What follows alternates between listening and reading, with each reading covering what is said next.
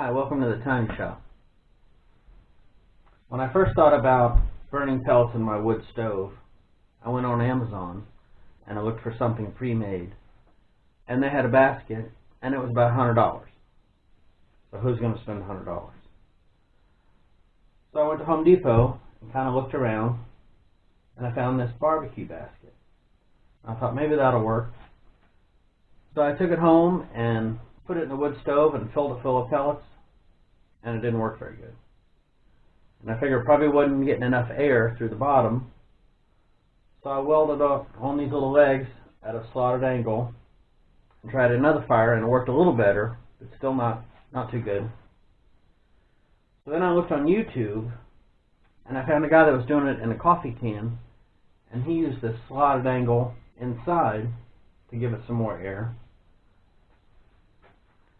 So I cut some pieces and I welded them inside here, and this works pretty good.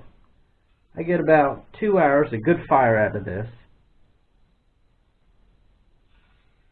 in my wood stove. Puts out quite a bit of heat, and I just welded these pieces in here. When I cut them, I used to use a hacksaw, and I cut where the holes are because it's less work, less metal to cut than going across here. And I thought when I made this video, not everyone has a welder. So I said, let's see if we can make one without a welder. They were out of baskets at Home Depot, so I ordered this one on Amazon. I think it was $12. And I got some more of this slotted angle, 1.25 inches.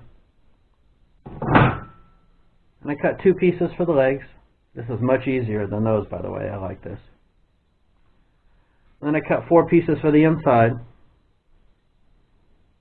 Then I had some leftover 1.25 inch carriage bolts. And I kind of wrangled it and bolted them all together.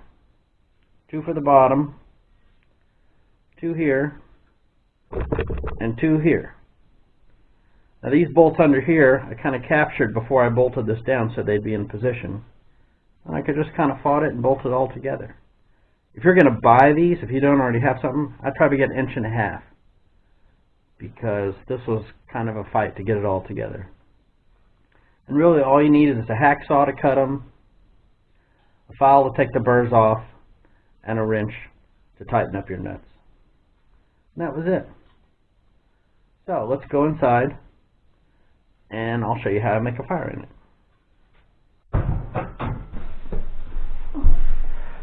Alright, now I'm going to show you how I make a fire in this. First I fill it up with the pellets.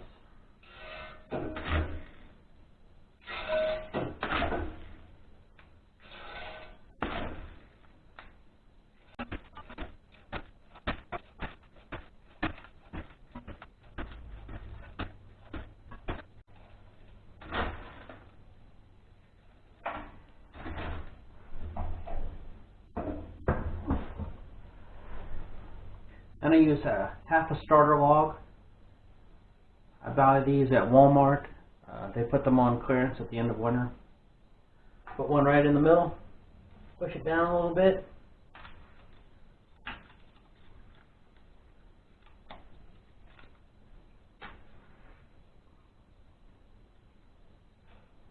Let this sucker.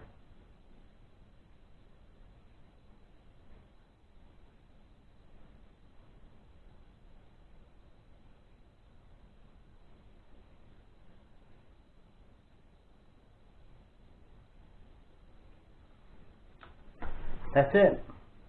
Thanks for watching. If you have any comments on how to make this better, let me know. And I'll keep rolling and fast forward and you can watch the fire come to life.